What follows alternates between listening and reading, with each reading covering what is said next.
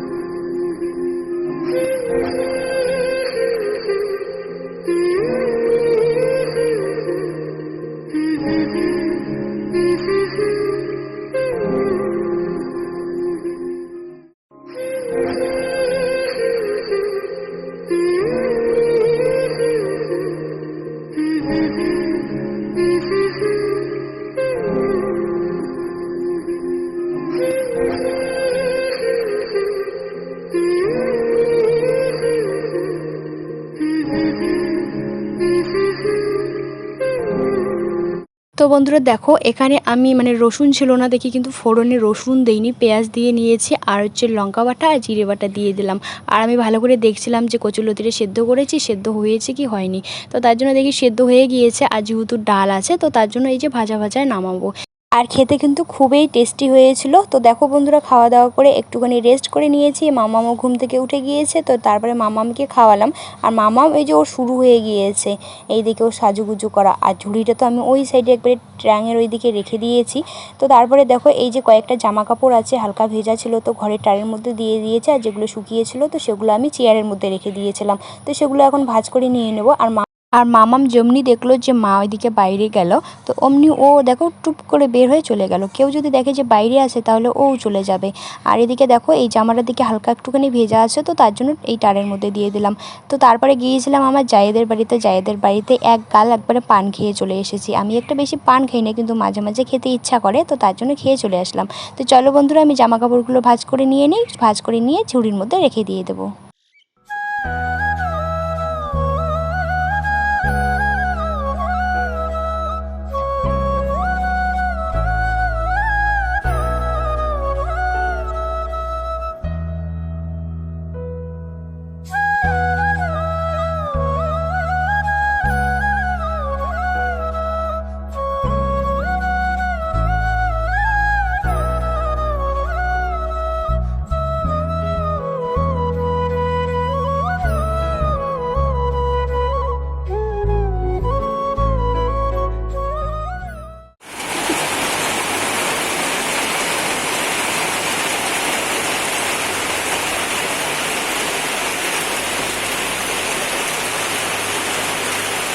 তারপরে দেখো বন্ধুরা, চলে এসেছি রাস্তার এইদিকে। মামাম বলছে রাস্তার এদিকে আসবে, আর হঠাৎ করে দেখো চলে আসলো বৃষ্টি। আর আমাদের এদিকে দেখো বন্যা উঠে গিয়েছে, চারিদিকে জলে জল, একবারে জল ভরে গিয়েছে। আর এখানে আছে একটা মোটর ঘর।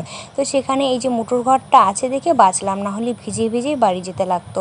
তো তার জন্য এই মোটর ঘরটার মধ্যে বসে আছি। আর এইদিকে দেখো এমন স্রোত যাচ্ছে, মনে হচ্ছে যে এটা হয়তো নদী হবে, কিন্তু না, একদমই না, এটা নদী না, কিন্তু মানে বন্যা উঠে গিয়েছে। তো তারপরে সবাই ওইদিকে মাছ মারছিল, মাছ মারা দেখলাম। আর এখানে এই যে ঘরের মধ্যে এখানে আছে। আর মামাম এখন বলছে চলো বাড়ি। এদিকে বৃষ্টি পড়ছে, মাছ মারা দেখতে পাচ্ছে না, তো তার জন্য এখন বাড়ি যাওয়ার জন্য ব্যস্ত হয়ে গিয়েছে। এদিকে দিদি এসছে, আমি আর মামাম। মাথার মধ্যে আমার একটাই টেনশন, মামামের কয়েকটা জামা কাপড় আছে, তো সেগুলো শুকিয়ে গেছে, তো সেগুলো আমার ঘরে ঢোকানোই হয়নি। এখন আমি ভাবছি যে ওইদিকে জামা কাপড় হয়তো ভিজে গেল। তো তারপরে এসে দেখি যে মা না ওইদিকে ঘরের মধ্যে রেখে দিয়েছে। আর মাম্মাম দেখো বৃষ্টি আসলেই ও হয় বাড়িতে থাকলে জানলার এদিকে আসবে, এসে এই যে মানে বৃষ্টির জল হাতাবে। আর এখানেও দেখো বৃষ্টির জল হাতাচ্ছে। আর ওইদিকে ওর দাদা আসছিলো, তো ও দাদাকে ওইদিকে দেখছিল মাম্মাম।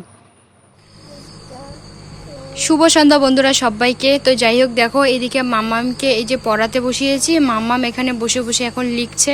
শোনা, এদিকে তাকাও। শোনু, সবাইকে শুভ সন্ধ্যা বলো তো শোনা। পাপা শোনু, এখন বলবে না, এখন ক্যামেরা করছি এর জন্য। তো যাই হোক বন্ধুরা, চলো মাম্মামকে পড়াই। ভিডিওটা এই পর্যন্ত। ভিডিওটা যদি ভালো লাগে সাবস্ক্রাইব করে দিও। তো তোমরা সুস্থ থেকো, ভালো থেকো, টাটা বাই। আগামীকাল নতুন একটা ব্লগের সঙ্গে দেখা হচ্ছে। বলো বাই।